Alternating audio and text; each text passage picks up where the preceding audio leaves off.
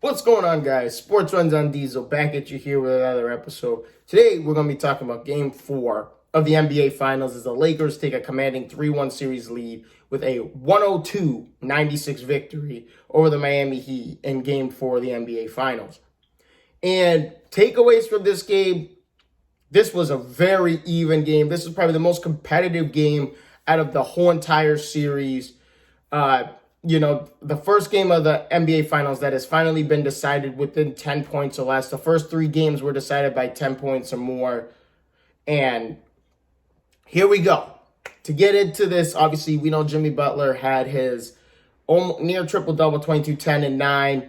But the big thing with Miami is they missed key shots, key swing, there were a lot of key moments in the game where they could have swung the momentum in their direction and they couldn't capitalize on it. And even though some of those moments happened the first, second, and third quarter, it adds up in the end. It adds up down the stretch, and down the stretch was a big one. They're down 2. Jimmy Butler's got a wide open 3 and misses it.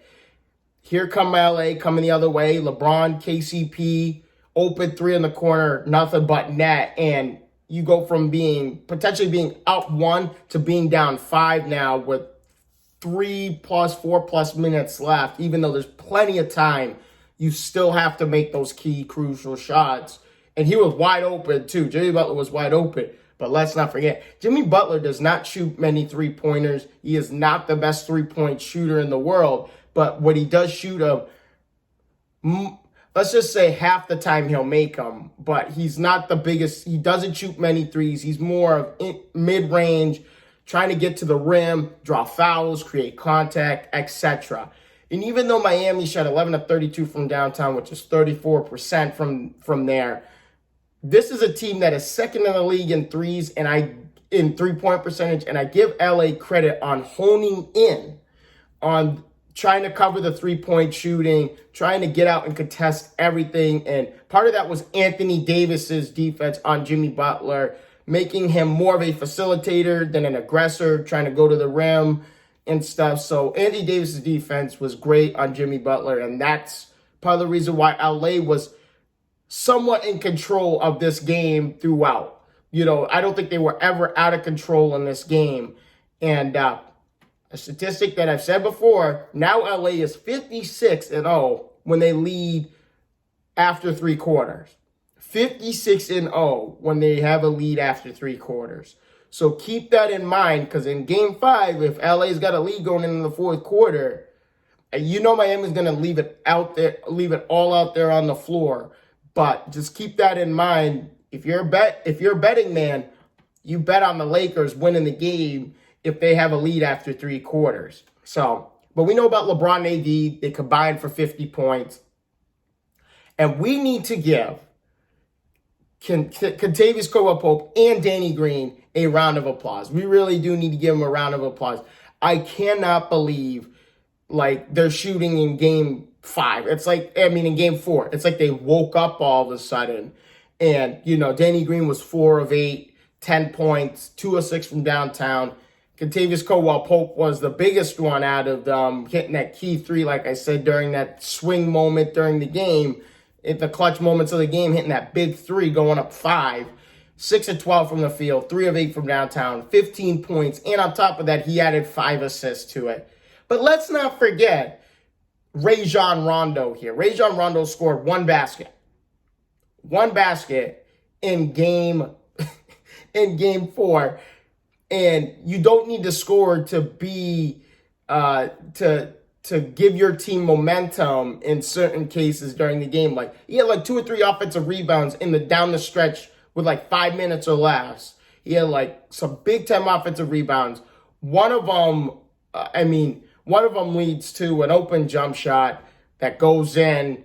Another, is just a couple of key offensive rebounds is all it takes. You don't need to score the basketball to be effective in a game and to give your team momentum, obviously.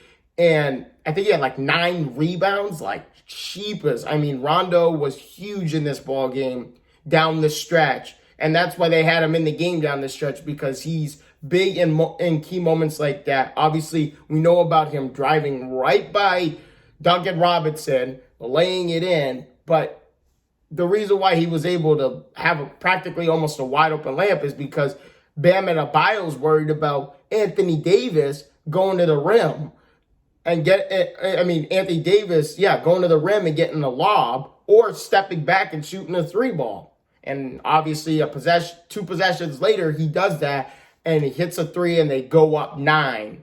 So there's there's a lot to take away from game 4. Miami Heat side, Kendrick Nunn was the disappointment on Miami's side. 2 of 11 shoot from the field. I mean, Kelly Olynyk didn't really ever get going. He only had 4 points. But Kendrick Nunn was the guy coming off the bench. I think that was huge for Miami in terms of not being able to make key shots. And you give LA's defense credit. You know, they forced Tyler Hero, Duncan Robinson. I mean, one of Duncan Robinson's shots, the shot clock's winding down. He hoisted it up and it went in off glass. So with the exception of that 3, they forced Hero, Robinson, and Nunn to make some tough, difficult shots. And not only that, but force them to shoot difficult shots. And that, so in hindsight, LA was never really out of control in this game. They were up by 9. Miami largest lead was 5. But the biggest difference, I mean, when you look statistically down the board, it's like practically even Steven. Even though one team wins like the rebounding category, the other team wins free throw shooting. It just like, if you go down the statistics, it was just even Steven down the columns. So, I mean, game 5 coming up, what to expect out of that? I'm waiting for Bam Adebayo to go off in game 5. Like, literally, I'm waiting for those, like, 25 plus, 15 plus rebound game. I'm waiting for one of those monster games out. I know he's coming off an injury, but in the Celtics series, he did that, 2-3 times in the Celtics series? So, if Bam Adebayo has a game like that, now he looked pretty good, 50.7 rebounds in game 4, but you need more aggression, and especially when you're trying to get people like Anthony Davis in foul trouble. That's what you have to try and hone in on that, because that was key in your game 3 victory. But Miami has, I mean, if you're Miami, this is a 3rd straight game you've had chances to win.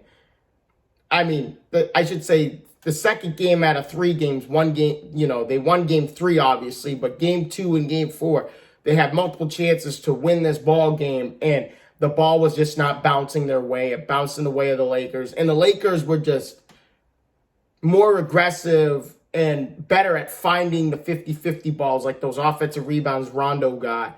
And that's really the takeaway here in game 4.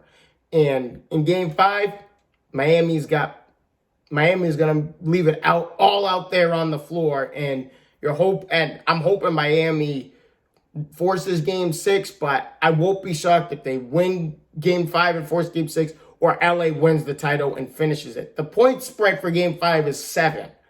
LA is favored by 7 points in game 5. So we will see what happens on Friday night. But thank you guys so much for your time. I appreciate you guys. Shout out to everyone who has just recently liked my Facebook page or followed me on YouTube. Thank you guys so much for your support.